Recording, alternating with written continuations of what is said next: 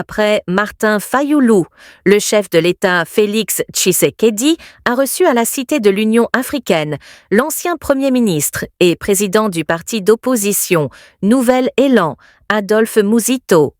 Au menu des échanges, la situation générale du pays marquée par la guerre d'agression rwandaise via la rébellion de l'AFC M23 dans l'est de la République démocratique du Congo.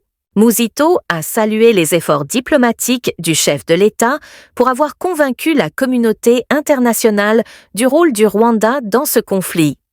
Adolphe Muzito a également exprimé son soutien au leadership de Félix Tshisekedi dans le cadre des discussions économiques en cours avec les États-Unis. Selon lui, ce partenariat marque une rupture avec le passé où les ressources congolaises étaient pillées par le Rwanda. Il a reconnu que cet accord suscite des interrogations légitimes au sein de la population. L'ancien Premier ministre a également déclaré être ouvert à une participation dans un éventuel gouvernement d'union nationale. Il a encouragé l'organisation d'un dialogue politique pour accélérer les transformations nécessaires au développement du pays. Cette rencontre s'inscrit dans une dynamique plus large de réconciliation nationale. Mon parti et moi, d'abord, nous avons commencé par le remercier pour les performances réalisées. D'abord,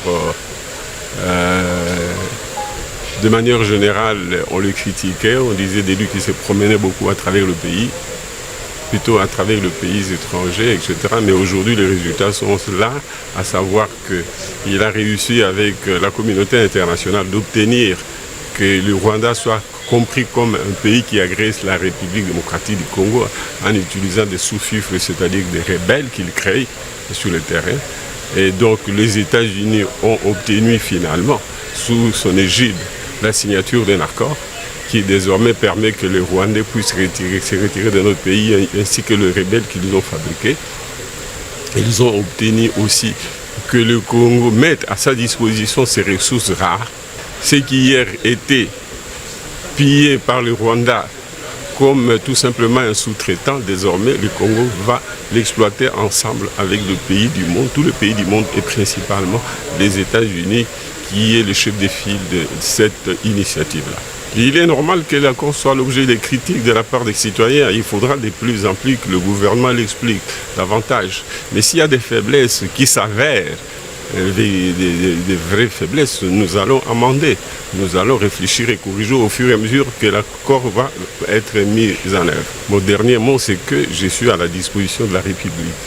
Je propose que le président de la République voit la possibilité d'organiser un dialogue, aujourd'hui ou demain, mais le plus important est qu'il engage des réformes importantes qui permettent de faire avancer le pays.